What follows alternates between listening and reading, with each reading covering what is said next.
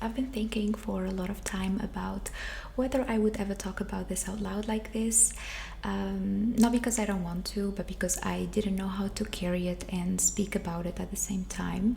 This is my pregnancy and birth story, and it didn't go the way I thought it would, not even close.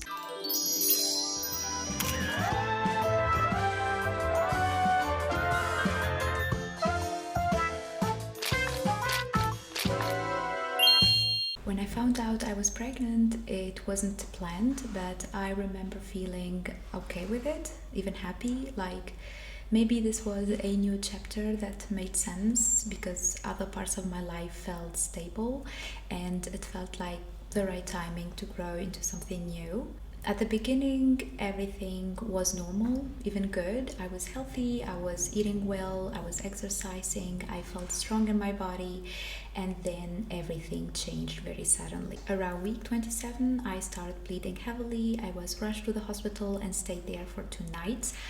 I remember not fully understanding the seriousness of it at first, just confusion, fear, and just waiting. A week later, things escalated again. My body was swelling, I was in pain, and I was diagnosed with severe eclampsia. And from there, everything became an emergency.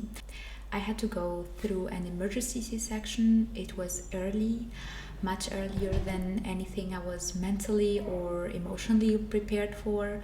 My baby was extremely small, 730 grams, and immediately he was taken into the intensive care unit.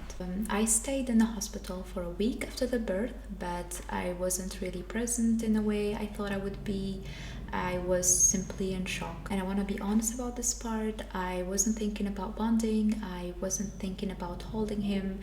I couldn't even bring myself to go to the NICU to see him. I didn't express milk. I was just frozen. Not because I didn't care, but because my mind was trying to survive what just happened. My baby stayed in the NICU for 100 days exactly until his due date. And those 100 days changed something. Every day was weight checks, alarms, numbers going up and down. Every step forward felt like relief, every setback felt like fear all over again. Even now, I still hear it sometimes. Those sounds, that environment, that constant monitoring. What's hard for me is that I've heard other moms talk about how empowering birth can be. Like, this is a moment of strength and transformation, but I didn't get that version. For me, it feels more like trauma, disappointment, sometimes even betrayal from my own body. And even though my baby is here now, healthy, alive with me, I still find myself asking the same question over and over again: what did I do wrong? And logically, I know I didn't cause this, but emotionally, that question still shows up every single day.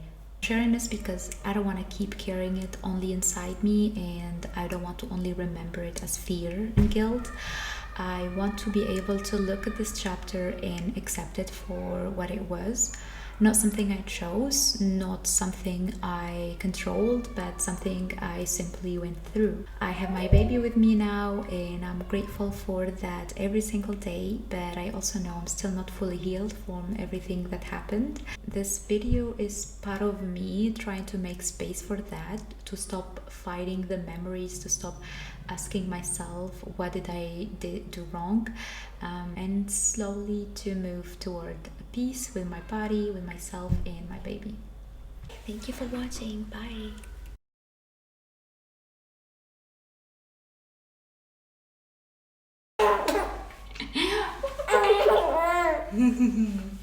Bye.